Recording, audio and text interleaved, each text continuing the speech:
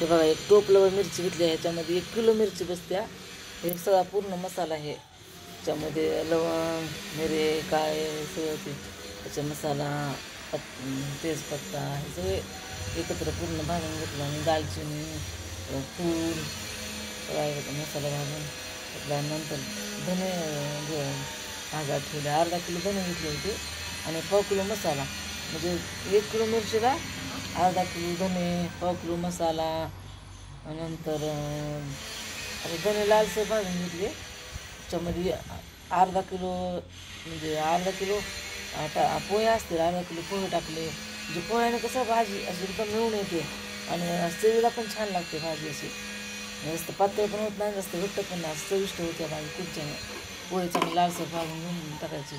आणि खोबरं 1 किलो टाकलेलं आहे. त्याच्यामध्ये मी खोबरं अगोदर मी खिसून घेते. मी असं खिसणं मोठं मोठं खिसून घ्यायचं, नंतर भाजून त्याला लालसर लालसर असं भाजायचं गव्हाळं.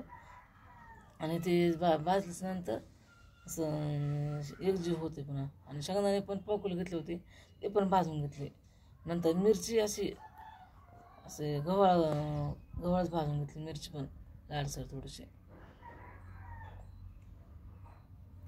घरी केलेलं असं काळं तिखट इतकं चविष्ट लागते ना, पण बाहेरचं म्हणतो विकत आणलेलं काय त्याला असं भाजी पण चांगली होत नाही.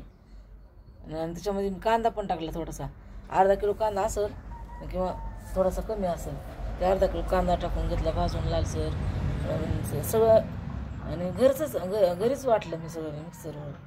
मिरची सगळं असं एक एक करून असं मी मिक्सर वाटलं.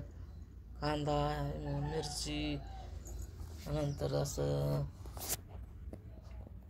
खोबरं ते घेतलं. वाटायला सोपं जातं म्हणून मी घरीच खिसून ते अगोदर वाटून घेतलं. मोठ्या पाण्याने वाटतं, मग छोट्या पाण्याने वाटलं. छोट्या पाण्याने सुटं एकदम बारीक फुल आलं, मस्त तेल पण सुटलं आलं. त्याच्यामुळे तेल सुटल्यामुळं काळं तिखट चांगलं होतं. हे काय मसाला भाजून वाटून घेतला. नंतर धने पण घेतले सगळे पूर्ण लालसर भाजून वाटून घेतले धने. नंतर पुन्हा हे घेतलं ह्याचा मसाला, ते सगळं वाटणं झाल्यावर मग काय केलं मी, पूर्ण एकत्र असं वाटलं. लाल चटणी, सगळे मसाला, कांदा बिंदा सगळं एकत्र करून हलवून घेतलं. आणि डबल पुन्हा मिक्सरच्या भांड्यावर त्याला एकजीव करून मिक्सर वाट काढून घेतलं. म्हणजे डबल मिक्सर वाट काढल्यामुळे ते असं चांगलं असं मधमध होते, असं त्याला कलर येतो चॉकलेट कलर. नाहीतर मग असं वेगळंच होते. हे बघा किती छान कलर आला आहे बघा. तुम्हाला जर आवडलं असेल तर लाईक, सबस्क्राईब करा, कमेंट करा. कसं वाटलं तुम्हाला काय तिखट, तर तुम्ही पण घरी करू शकता.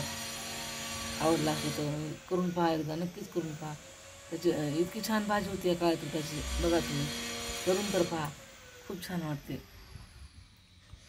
मी दरवर्षी एवढं असं टोपलं काळं तिखट मी घरीच करते. 5 किलोचं ते 5 किलो टोपलं आहे. एवढं मी काळं तिखट दररोज घरी करत आहे. मला असं बाहेरचं विकतच आवडत नाही. लाल तिखट पण घरीच वाटते आणि हे काळं तिखट पण घरीच वाटते. विकत मी कधीच काय घेत नाही. सगळं पापड्या घरीच माझ्या असतात, सगळं